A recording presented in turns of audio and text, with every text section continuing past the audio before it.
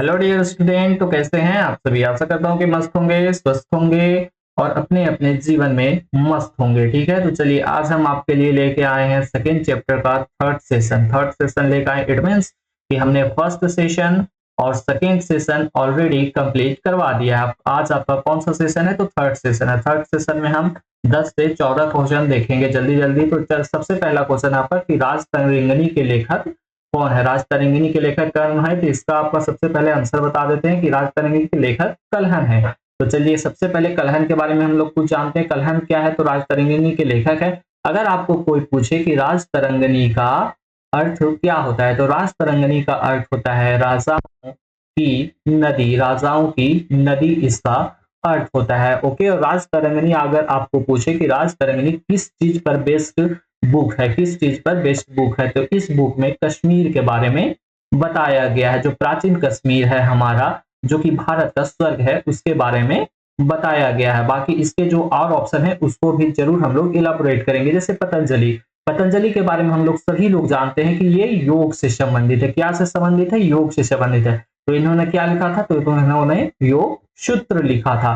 और एक पुस्तक इन्होंने और लिखी थी, वो लिखी थी महाभाष्य। ये क्या है? तो ये एक ग्रामर पुस्तक है, ग्रामर है, हिंदी ग्रामर है। तो ये क्या लिखे हैं? योग सूत्र लिखे हैं और महाभाष्य लिखे हैं। ओके, और चलिए नेक्स्ट देखते हैं बाणभट्ट। बाणभट्ट के बारे में हम लोग जानते हैं। तो बाणभट्ट के बारे में हम लोग ये चीज जरूर पढ़े थे एक, कि इन्होंने लिखा है हर्ष चरित्र। इन्होंने क्या लिखा है? हर्ष चरित्र लिखा है। एक और पुस्तक इन्होंने लिखा है जो बहुत बार एग्जामिनेशन में पूछता है कि कादम्बरी लिखा है। रुकिए एक सेकेंड, कादम्बरी भी इन्होंने लिखा है, तो बाणभट्ट नहीं लिखा। और ये जो हर्षचरित पुस्तक लिखा है इन्होंने, वो किसकी लाइफ पर बेस्ड लिखा है? तो ये हर्ष की लाइफ पर बेस्ड लिखा है, जो कि क्या उसको कर सकते हैं, लास्ट हिंदू राजा था इंडिया का, उसके लाइफ पर बेस्ड है हर्ष चरित। अब हम लोग नेक्स्ट ऑप्शन को देखते हैं कि विशाखा दत्त कौन थे। तो विशाखा दत्त ने कौन सी पुस्तक लिखी है?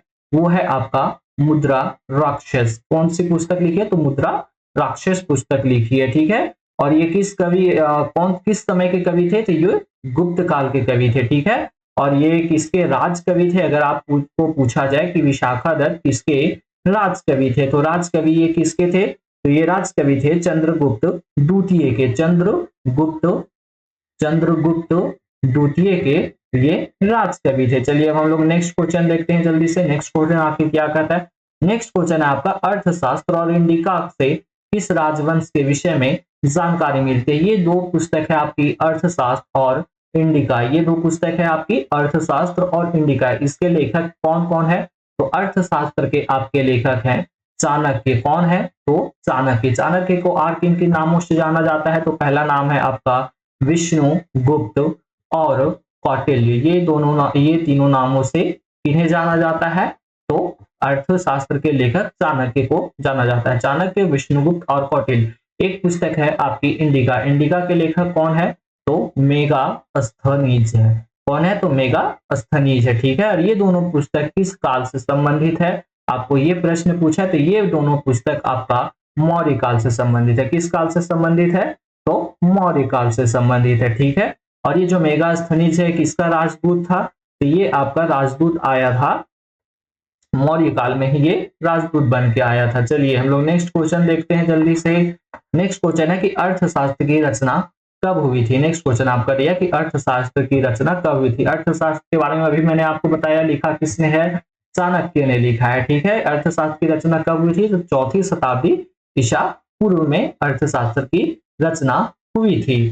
चलिए नेक्स्ट क्वेश्चन देखते हैं, 4 नंबर क्वेश्चन। पतंजलि के महाभाष्य से हमें क्या जानकारी मिलती है? यहाँ पे देखिए पतंजलि का महाभाष्य है। महाभाष्य क्या है? तो महाभाष्य एक ग्रामर टाइप पुस्तक है। जैसे हिंदी ग्रामर और इंग्लिश ग्रामर होता है, वैसे ही ग्रामर टाइप पुस्तक है। इससे हमें किस चीज की जानकारी मिलती है? तो ये प्राक मौर्य काल की जानकारी मिलती है। मतलब कि पुराना मौर्य काल के बारे में इस पुस्तक से हमें जानकारी मिलती है। चलिए नेक्स्ट क्वेश्चन देखते हैं, 5 नंबर क्वेश्चन। बिंबिसार का संबंध किस वंश से है? बिंबिसार ये जो है, इसका संबंध आखिर किस वंश से है? ये आपको पूछा है। तो इसका संबंध आपको सबसे पहले इसका आंसर मैं आपको बता देता हूं कि ये बिंबिसार जो है सो हर्यक वंश से संबंध रखता है। और अगर आपको पूछें कि मौर्य वंश से कौन सा प्रमुख शासक संबंध रखता है, तो वह है आपका चंद्रगुप्त मौर्य। चंद्रगुप्त मौर्य जो है सो मौर्य वंश से संबंध रखता है। जिसके प्रधानमंत्री कौन थे? प्रधानमंत्री या कहे तो गुरु कौन थे? तो चाणक्य थे। कौन थे?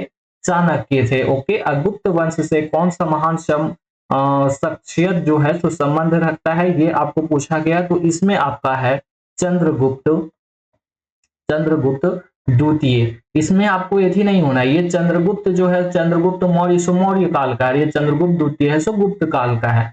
ठीक है। और एक और आपका महान शासक है वो है समुद्रगुप्त। समुद्रगुप्त है जो गुप्त काल से संबंध रखता है। ठीक है। चलिए हम लोग नेक्स्ट क्वेश्चन देखते हैं कि नेक्स्ट क्वेश्चन आखिर क्या कहता है। क्वेश्चन नंबर 6 है आपका कि जनपद शब्द का अर्थ क्या है? जनपद शब्द का सार्थिक अर्थ क्या है? ये जो जनपद शब्द है, जनपद कितने थे? 16 महाजनपद थे। तो जनपद शब्द का शाब्दिक अर्थ क्या कहता है? तो इसका आंसर आपका होगा ए और बी दोनों। जहां लोग मवेशी रखते थे, मवेशी मतलब जानवर रखते थे, और जहां लोग अपना घर बना के रखते थे, मतलब जो भी मुहल्ला होगा उन लोग को, तो उसी चीज को क्या कहा जाता था?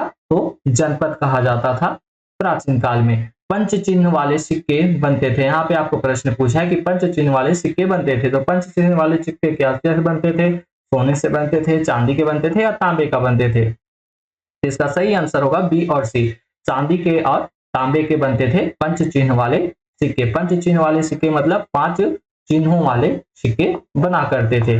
8 नंबर क्वेश्चन आपका, फूट डालकर विजय प्राप्त करने का कार्य सर्वप्रथम किस राजा ने किया था? अगर आप थोड़ा सा आधुनिक इतिहास के बारे में पढ़ेंगे, आधुनिक इतिहास के बारे में पढ़ेंगे, तो आपने पाया होगा कि जब अंग्रेज भी यहाँ आए थे, अंग्रेज आए थे, तो यहाँ पे उन्होंने फूट डालकर शासन करने का नियम बनाया था। तो ये नियम सर्वप्रथम किस राजा ने उपयोग में लाया था? प्रश्न आपको पूछा है कि ये नियम सर्वप्रथम किस राजा ने उपयोग में लाया था? तो आपका इसका आंसर होगा ए, अजात शत्रु ने इसे सर्वप्रथम उपयोग में लाया था। ठीक है। चलिए कुछ कुछ इसके बारे में हम लोग जान लेते हैं कि आखिर अजात शत्रु जो है वो किस वंश से संबंध रखता है। तो ये आपका है हर्यक वंश। हर्यक वंश से अजात शत्रु संबंध रखता है। Okay dear. उसके बाद है आपका ये जो आपका समुद्रगुप्त है, ये समुद्रगुप्त किस काल से संबंध रखता है, किस वंश से संबंध रखता है? तो ये गुप्त वंश से आपका संबंध रखता है। Okay dear. उसके बाद अगर आपको पूछा जाए कि पुष्यमित्र शुंग किस वंश से संबंध रखता है, तो ये आपका शुंग वंश से संबंध रखता है। ठीक है। अगर आपको पूछा जाए कि अशोक महान ये किस वंश से संबंध रखता है, तो ये आपका मौर्य वंश से संबंध रखता है, जिसके संस्थापक चंद्रगुप्त मौर्य थे। ठीक है। चलिए अब हम लोग नेक्स्ट क्वेश्चन देखते हैं जल्दी से। 9 नंबर क्वेश्चन क्या करता है कि जीवक वैद्य किस वंश के थे? ये जो जीवक वैद्य हैं वो किस काल में थे? तो ये आपको इसका सबसे आसान है, ये आपका हर्यक वंश में थे। ठीक है। चलिए नेक्स्ट अब हम लोग जानते हैं कि नेक्स्ट क्वेश्चन आखिर क्या कहता है। Question number 10 dear. तो 10 नंबर क्वेश्चन है आपका कि अपने स्वयं के खर्चे से सुदर्शन झील की मरम्मत किसने करवाई थी? मैंने आपको पिछले क्लास में बताया था कि सुदर्शन झील क्या है। तो एक झील है, ये कहाँ पे है? ये आपका गुजरात में स्थित है। गुजरात में अभी तो नहीं है, लेकिन प्राचीन के गुजरात में स्थित था। इसका मरम्मत किसने करवाया था? तो सबसे इसका सही आंसर होगा रुद्र दामन ने। इसने फर्स्ट बार मरम्मत करवाया था और सेकेंड बार मरम्मत करवाया था आपका स्कंद गुप्त ने। इसको बनाया कब गया था? अगर आपको पूछा जाए कि इसको बनाया कब गया था, तो ये मौर्य काल के समय में बना था, पर किसने बनाया था इसका कहीं भी किसी भी प्रकार से उल्लेख नहीं किया गया है। बाकी अशोक ने इसमें नहर खुदवाया था, इस मतलब झील से नहर खुदवाया था सिंचाई के पर्पस के लिए। ठीक है। चलिए नेक्स्ट क्वेश्चन हम लोग देखते हैं। नेक्स्ट क्वेश्चन आखिर क्या कहता है। 11 नंबर क्वेश्चन है आपका डियर कि पाटलिपुत्र नगर की स्थापना युद्धयन ने किस नदी के संगम पर किया था? अगर आप देखेंगे तो पाटलिपुत्र जो वर्तमान का पटना है, जो बिहार की राजधानी है, वो किस नदी के संगम पर है? तो गंगा, सोन और पुनपुन, ये तीनों नदियों के संगम पर स्थित है आपका प्यारा पटना, हमारा पटना। ठीक है। और इसका कौन है सो स्थापना किया था? तो उदयन ने इसकी स्थापना की थी। 12 नंबर क्वेश्चन है किस भारतीय शासक को नेपोलियन की संज्ञा दी गई है? किस भारतीय शासक को भारत का नेपोलियन कहा गया है? तो इसका आंसर मैं आपको सबसे पहले बता देता हूं। तो इसका आंसर आपका होगा समुद्रगुप्त। समुद्रगुप्त को क्या कहा गया? तो भारत का नेपोलियन कहा गया। नेपोलियन क्यों कहा गया है? आप लोग ये भी थोड़ा सा मैं आपको बता देता हूं नेपोलियन क्यों कहा गया। नेपोलियन एक शासक था जो कि एक बार में बहुत सारे राज्य को जीत लिया था, बहुत सारे राज्य को जीत लिया था, लेकिन अपने गलत नीतियों के वजह से ये धीरे धीरे अपने सारे राज्य को हार गया था। ठीक है, तो इसीलिए इसको भारत का नेपोलियन कहा जाता है, क्योंकि समुद्रगुप्त भी एक प्रतापी शासक था, एक समय में अपने बहुत सारे राज्य को जीता और कहीं ना कहीं अपनी गलतियों की वजह से वो सारे राज्य को हार गया था। चलिए 30 नंबर क्वेश्चन हम लोग देखते हैं कि किस शिलालेख में अशोक के कलिंग विजय का उल्लेख है। अब देखिए यहाँ पे एक आया कलिंग युद्ध। कलिंग युद्ध कहाँ हुआ था? तो कलिंग कहाँ है? तो कलिंग आपका उड़ीसा में है। कहाँ है? उड़ीसा में है। कलिंग जो युद्ध हुआ है वो कब हुआ है? तो 261 ईसा पूर्व में यह युद्ध हुआ है। इसी युद्ध के उपरांत, इस युद्ध में इतना मार काट हुआ, इतने लोग मरे कि इसी युद्ध के उपरांत अशोक ने बौद्ध धर्म को अपना लिया था। अशोक ने बौद्ध धर्म को अपना लिया था। उसने हिंसा के मार्ग को छोड़कर अहिंसा के रास्ते पर चलने का निश्चय किया। तो किस शिलालेख में अशोक के कलिंग विजय का उल्लेख किया गया? तो वो आपका 13वां शिलालेख में कलिंग के विजय का उल्लेख किया गया है। ठीक है, 40 number question and last question, ये आपका लास्ट क्वेश्चन है इस सेशन का। ठीक है, कि कनिष्क की राज्यरोहण तिथि कब है? ये जो कनिष्क की राज्यरोहण तिथि है वो कब है? तो वो 78 ईसा पूर्व में है। और एक चीज आपको और मैं बताते चलूं कि कनिष्क जब अपना राज्यरोहण करवा रहा था तो ये एक अपना न्यू कैलेंडर बनवाया था। क्या बनवाया था? न्यू कैलेंडर बनवाया था। और उस कैलेंडर को इसने क्या नाम दिया था? उस कैलेंडर को इसने शक संवत नाम दिया था। ठीक है, और शक संवत के हिसाब से अगर अभी मैं पूछूं कि प्रेजेंट में कितना ईयर चल रहा है तो वो आपका है 1947। शक संवत के अनुसार अभी हमारा कौन सा साल है? तो 1947 है। और अगर मैं पूछूं कि अभी जो वर्तमान में हम लोग यूज करते हैं वो कौन सा संवत है, तो वर्तमान में जो हम लोग यूज करते हैं वो है विक्रम संवत। ठीक है, कौन सा है? तो विक्रम संवत है। ठीक है, जो हर वर्ष फागुन के महीने में चेंज हो जाता है। ओके, और ये अभी कितना चल रहा है? तो ये अभी चल रहा है 2082 ईस्वी अभी वर्तमान में चल रहा है। इसकी शुरुआत कब हुई थी?